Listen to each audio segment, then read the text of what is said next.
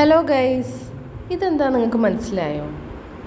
ഇത് ഞങ്ങളെ നാട്ടിലൊക്കെ ഇതിന് പീച്ചിങ്ങ എന്നാണ് പറയുക.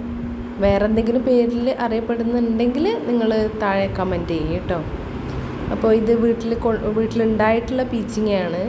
പീച്ചിങ്ങ എടുത്ത് ഇങ്ങനെ ചെയ്തിട്ടുണ്ടപ്പോൾ കുട്ടികൾക്കൊക്കെ ഭയങ്കര കൗതുകം കണ്ടപ്പോൾ അറിയാത്തവർക്കായിട്ട് ഒന്ന് ഷെയർ ചെയ്യുകയാണ്. അപ്പോൾ ഇത് ബോഡി സ്ക്രബ്ബറായിട്ടാണ് മെയിനായിട്ട് നമ്മൾ യൂസ് ചെയ്യുക.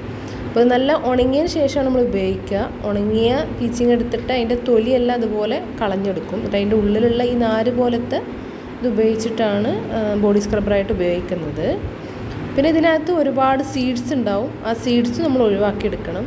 അത് ജസ്റ്റ് ഇങ്ങനെ ടാപ്പ് ചെയ്ത് കഴിഞ്ഞാൽ തന്നെ ആ സീഡ്സ് എല്ലാം പുറത്ത് വരും. ബ്ലാക്ക് കളറിലുള്ള സീഡ്സാണ് ഉണ്ടാവുക.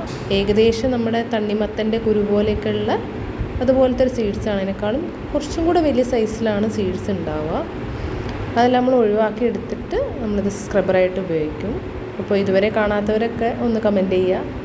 Thank you for watching.